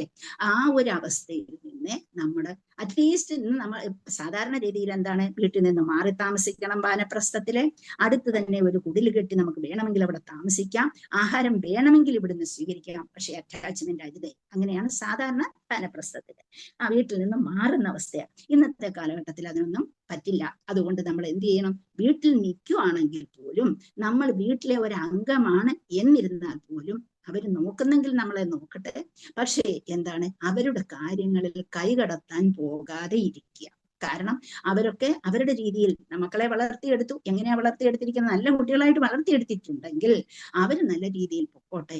അവരെ ഭരിക്കാൻ നമ്മൾ പോകാതെ നമ്മൾ ഭഗവത് ചിന്തയിൽ കഴിഞ്ഞുകൂടുക. എല്ലാം വിട്ടു നമ്മൾ വെളിയിലാണെന്ന ചിന്ത നമ്മളിൽ ഉണ്ടാക്കുക. നമ്മൾ ഈ കുടുംബത്തിലല്ല. കുടുംബത്തിലാണ് അവർക്ക് വേണ്ട സഹായം വേണമെങ്കിൽ ചെയ്തു കൊടുക്കാം, പക്ഷേ മനസ്സ് വെച്ചരുത്. മനസ്സിലെ സ്നേഹം വെച്ചുകൊണ്ട് അതിന്റെ കൊച്ചുമോളേ എന്നുള്ള ആ ഒരു സ്നേഹത്തോടുകൂടി നമ്മൾ പെരുമാറുമ്പോൾ നമ്മൾ അറ്റാച്ച്ഡ് കൂടുതലാകുക. അവിടെ പിന്നെ വാനപ്രസ്ഥം കൊണ്ടൊരു കാര്യവും ഇല്ല. അങ്ങനെ വാനപ്രസ്ഥം മാറി താമസിക്കുക എന്നുള്ളതാണ് അതുകൊണ്ട് ഉദ്ദേശിക്കുന്നത്. പിന്നെ അവിടുന്ന് സന്യാസാശ്രമം സ്വീകരിക്കുക. പൂർണ്ണമായും എല്ലാത്തിനെയും വിട്ടുകൊണ്ട് ഇപ്പൊ പറഞ്ഞതുപോലെ വിട്ടുപോകുക. അപ്പൊ അങ്ങനെ 4 ആശ്രമങ്ങളാണുള്ളത് എന്ന് എല്ലാവർക്കും അറിയാം. പിന്നെ നമ്മള് ഇതുകൊണ്ട് നമുക്ക് എന്തെല്ലാം കാര്യങ്ങളാണ് നമ്മൾ ഒരു ജീവിതത്തിൽ നമ്മൾ എന്തെല്ലാമാണ് നമുക്ക് പറഞ്ഞു തന്നിട്ടുള്ളത്. ഈ വർണ്ണാശ്രമം അനുസരിച്ച് അല്ലെങ്കിൽ ആശ്രമം അനുസരിച്ച് നമുക്ക് ചില സംസ്കാരങ്ങളൊക്കെ ഉണ്ട്. ആ സംസ്കാരമൊക്കെ പറഞ്ഞു കൊടുക്കേണ്ട ചുമതലയും ഒരു ഗൃഹസ്ഥനിൽ നിക്ഷിപ്തമാണ് എന്നുകൂടി നമ്മൾ ഓർക്കണം. അപ്പൊ ഒരു ഗൃഹസ്ഥൻ എന്ന് പറയുമ്പോൾ ആ കുടുംബത്തെ എങ്ങനെ കൊണ്ടുപോകണം? ആ ഗൃഹസ്ഥാശ്രമത്തിന് ഭയങ്കരമായ വിലയാണുള്ളത്. അപ്പൊ അവിടെ നമ്മൾ നിന്നുകൊണ്ട് നമ്മൾ ചെയ്യേണ്ട കർമ്മങ്ങളെല്ലാം ചെയ്യേണ്ട രീതിയിൽ നമ്മുടെ കുടുംബത്തെ കൊണ്ട് ചെയ്യിച്ചെടുക്കണം എന്നുള്ളതാണ്. അപ്പൊ അവിടെ വരും നമുക്ക് ഗർഭധാന സംസ്കാരത്തെ കുറിച്ച് നിങ്ങൾ കേട്ട് കാണും. പുംസവനം, സീമന്തം, ജാതകർമ്മം, നാമകരണം, ദുഷ്പ്രമണം, അന്നപ്രാശനം, മുണ്ടന ആശ്രമം, വിദ്യാരംഭം, കർണവേദം, ഉപനയനം, വേദാരംഭം, അങ്ങനെ സമ്പർത്തകം, വിവാഹം. അപ്പൊ നമ്മുടെ കുട്ടികളെ അത്രയും 16 സംസ്കാരങ്ങൾ പഠിപ്പിച്ചു കൊടുക്കണം. 16 സംസ്കാരങ്ങൾ പഠിപ്പിച്ചു കൊടുക്കേണ്ടത് ഒരു ഗൃഹസ്ഥന്റെ ചുമതലയാണ്. അപ്പം ഗൃഹസ്ഥൻ വെറുതെ ഇരിക്കാൻ പറ്റില്ല. ഗൃഹസ്ഥൻ ഈ വക കാര്യങ്ങളൊക്കെ നമ്മുടെ കുടുംബത്തിൽ പഠിപ്പിച്ചു കൊടുക്കണം. കുടുംബം വഴി അത് മറ്റ് സമൂഹത്തിലേക്ക് വളരുകയും ചെയ്യും എന്നുള്ളതാണ്. അപ്പൊ 16 സംസ്കാരം. ഇപ്പൊ ഒരു കുട്ടി ഉണ്ടാകുന്നു, അപ്പൊ ഗർഭധാനം, കുട്ടി ഗർഭത്തിൽ വരുമ്പോ തന്നെ നമ്മൾ പുംസവനത്തെ കുറിച്ചൊക്കെ ഭാഗവത്തിൽ പറഞ്ഞു തരുന്നുണ്ട് ദിതി ദേവിക്ക്. അപ്പൊ എന്താണ് ചെയ്തത്? കുട്ടി എത്ര കാലം വയറ്റിലുണ്ടോ ആ കാലഘട്ടം അത്രയും ലക്ഷ്മി നാരായണനെ പ്രാർത്ഥിക്കുക. ആ 10 മാസവും ലക്ഷ്മി നാരായണ പൂജ. ഭാര്യയും ഭർത്താവും ഏത് ദേശത്താണെങ്കിലും എവിടെയാണെങ്കിലും ശരി, അവിടെ നിന്നുകൊണ്ട് 2 പേരും ഒരുമിച്ച് എന്താണ് ഈ പ്രാർത്ഥന ലക്ഷ്മി നാരായണന് സമർപ്പിക്കുക. ഗർഭധാന സംസ്കാരം അതാണ് ആ സംസ്ഥാനം. പിന്നെ അപുംസവനം നടത്തുക. അങ്ങനെ ഒരു ക്വാളിറ്റീസ് അനുസരിച്ച് ഒരു കുട്ടിക്ക് വേണ്ട കാര്യം നമുക്ക് സമയമില്ല ഇനി അത് പറയാനായിട്ട്. ജാതകർമ്മം, നാമകരണം, ഇതൊക്കെ നമുക്ക് അറിയാവുന്നതാണ്. നിങ്ങൾ എല്ലാവരും നടത്തുന്നതാണ് ജാതകർമ്മവും നാമകരണവും ഒക്കെ. അതുപോലെ എന്താണ് നിഷ്ക്രമണം എന്ന് പറയും. 4-ാം മാസത്തിലാണ് കുട്ടിയെ വെളിയിലേക്ക് കൊണ്ടിറങ്ങുന്നത്. അതാണ് നിഷ്ക്രമണം. പിന്നെ ചോറ് കൊടുക്കുക, പിന്നെ മുണ്ടനം ചെയ്യിക്കുക, വിദ്യാരംഭം നടത്തുക, ഉപനയനം നടത്തുക, വേദാരംഭം, അങ്ങനെയൊക്കെ ഉള്ള 16 ഷോഡശ സംസ്കാരങ്ങൾ പഠിപ്പിച്ചു കൊടുക്കേണ്ടതും ഗൃഹസ്ഥാശ്രമത്തിന്റെ ഒരു പ്രത്യേകതയാണ്. പിന്നീട് അത് കഴിഞ്ഞിട്ട് പിന്നെ നമുക്ക് അത്രയും കാര്യങ്ങൾ ഗൃഹസ്ഥാശ്രമം ചെയ്തിരിക്കണം. അപ്പൊ 4 ആശ്രമങ്ങളും 4 വർണ്ണങ്ങളും ആ സമയത്ത് ചെയ്യേണ്ട കർമ്മങ്ങളും ഇത്രയാണ് ഞാൻ പറഞ്ഞത്. ഇനിയും ഇവിടെ പറഞ്ഞിരിക്കുന്നത് മഹാരാജ യുധിഷ്ഠിരനെ പോലെ ആദരണീയനായ വ്യക്തിക്ക് ആത്മസാക്ഷാത്കാരത്തിനും ഭഗവത് സന്നിധിയിലേക്ക് മടങ്ങി ചെല്ലുവാനും എല്ലാ കുടുംബ ബന്ധങ്ങളും ഉപേക്ഷിക്കേണ്ടതായിട്ട് വന്നു. അപ്പൊ നമ്മൾ നേരത്തെ കണ്ടു, മാനവ ജീവിതത്തിന്റെ പരിപൂർണതയുടെ സാക്ഷാത്കാര താല്പര്യങ്ങൾക്ക് വിരുദ്ധവും ആത്മഹത്യാപരവുമാണെന്ന് കരുതപ്പെടുകയും ചെയ്യുന്ന ഒരു രാജാവും ബഹുമാന്യനായ ഒരു വ്യക്തിയും മരണം വരെ ഗാർഹിക ജീവിതം തുടരാൻ ആഗ്രഹിക്കുകയില്ല. അപ്പം നമ്മള് മരണം വരെയും തൂങ്ങിപ്പിടിച്ച് രാജാവായിരിക്കാതെ കുറച്ച് കഴിയുമ്പോൾ രാജ്യം വിട്ടുകൊടുക്കണം. അതിനാണ് ഈ വാനപ്രസ്ഥം എന്നൊക്കെ പറയുന്നത്. അപ്പൊ അവിടെ അത് വിട്ടുകൊടുക്കേണ്ട ഒരാവശ്യമുണ്ട്. നല്ല കഴിവുള്ള രാജാക്കന്മാരും അതുപോലെ എല്ലാ പ്രകാരത്തിലുമുള്ള പൂർണ്ണത നേടിയ രാജാക്കന്മാരെല്ലാം ഒരു സമയമാകുന്നതിന് മുമ്പേ, തീരുന്നതിന് മുമ്പേ എന്ത് ചെയ്യും? ആ വാനപ്രസ്ഥ സമയമാകുമ്പോഴത്തേക്ക് അവര് രാജ്യം വിട്ട് മകനെ ഏൽപ്പിച്ചിരിക്കും. അപ്പൊ എന്താണ്? തമേവ ശരണം ഗച്ഛ സർവഭാവേന ഭാരത തത്പ്രസാദാത് പരാം ശാന്തിം സ്ഥാനം പ്രാപ്സ്യസി ശാശ്വതം. ഭഗവാന് ആത്മാർപ്പണം ചെയ്യൂ. അങ്ങനെ നമുക്ക് ആ സമയത്ത് നമുക്ക് അത്രയും നേരം എന്താണ്, ആയിരക്കണക്കിന് വിഷയങ്ങളിൽ നമ്മുടെ മനസ്സങ്ങ് ചേർത്ത് നിൽക്കുകയാണ്. നമ്മൾ ഭീഷ്മരെ കുറിച്ച് പഠിച്ചു. എന്താണ്? തതോപസംഹൃത്യ ഗിരസഹസ്രണീർ വിമുക്ത സംഘം മനാദിപുരുഷേ കൃഷ്ണേലസത്തീതപദേ ചതുർഭുജേ. ആ പുരസ്ഥിതേ അമീലിതധാരയെ എല്ലാം വിട്ടിട്ട്, സർവ്വതും വിട്ടിട്ട് ഭഗവാനിലേക്ക് തന്നെ ആയിരക്കണക്കിന് കാര്യങ്ങളെ കുറിച്ച് നമ്മുടെ കുടുംബജീവിതത്തെ കുറിച്ച് ചിന്തിച്ചു കൊണ്ടിരിക്കുകയാണ്. എന്റെ കൊച്ചുമകൾ എങ്ങോട്ട് പോയി, എന്ത് പഠിക്കുന്നു, അല്ലെങ്കിൽ എന്റെ മക്കൾ എന്ത് ചെയ്യുന്നു, ഈ കാര്യങ്ങളെ കുറിച്ചൊക്കെ ചിന്തിച്ചിരിക്കുമ്പോൾ അതെല്ലാം വിട്ടിട്ട് എന്താണ്? പരം ബ്രഹ്മ പരം ധാമ പവിത്രം പരമം ഭവാൻ പുരുഷം ശാശ്വതം ദിവ്യം ആദിദേവമജം വിഭു ആഹുസ്ത്വാമൃഷയ സർവേ ദേവർഷിർനാരദസ്തഥാ അസിതോ ദേവരോ വ്യാസ സ്വയം ചൈവ പ്രവിഷിമേ. നമ്മൾ ഭഗവത്ഗീതയിൽ പഠിച്ചു അല്ലെ? ആ പരംബ്രഹ്മമായിട്ടുള്ള, ആ പരംധാമമായിട്ടുള്ള, ആ പവിത്രമായിട്ടുള്ള ആ ഭഗവാനെ കുറിച്ച് ചിന്തിക്കുകയും അവിടെ എത്തിപ്പെടാനുള്ള മാർഗങ്ങൾ നോക്കുകയും ചെയ്യണം എന്നാണ് ഈ ശ്ലോകം കൊണ്ട് പറഞ്ഞു തന്നിരിക്കുന്നത്. ശ്രീല പ്രഭുപാദർ നമ്മളെ പറഞ്ഞു തന്നിരിക്കുന്നത്. ഹരേ കൃഷ്ണ. ഹരേ കൃഷ്ണ. എന്തെങ്കിലും ചോദിക്കാനുണ്ടോ? 1 മണിയായി. ഇത്രയും നേരം കേട്ടതിൽ നിന്ന് എന്തെങ്കിലും സംശയം ഉണ്ടെങ്കിൽ ചോദിക്കാം. മാതാജി, ഈ തമേവ പരണം ഗച്ഛ സർവഭാരത ഭാരതാന്നല്ലേ? സർവഭാവേന ഭാരത. തമേവ ശരണം ഗച്ഛ സർവഭാവേന ഭാരത തത്പ്രസാദാത് പരാം ശാന്തിം സ്ഥാനം പ്രാപ്യസി ശാശ്വതം. എന്താണ്? ഭഗവാൻ ആത്മാർപ്പണം ചെയ്യൂ, അവിടുത്തെ പ്രസാദം കൊണ്ട് ശാന്തി നേടൂ, ശാശ്വതമായ പരമപദം പ്രാപിക്കൂ. ഈ 3 കാര്യങ്ങളാണ് നമുക്ക് പറഞ്ഞു തന്നിരിക്കുന്നത്. ആദ്യമേ ആത്മാർപ്പണം ചെയ്യുക, പിന്നെ ആ പ്രസാദം കൊണ്ട് ശാന്തി മനസ്സിന് നേടിയെടുക്കുക, അങ്ങനെ ആ ശാശ്വതമായ പരമപദത്തിലേക്ക് എത്തിച്ചേരണം എന്നാണ്.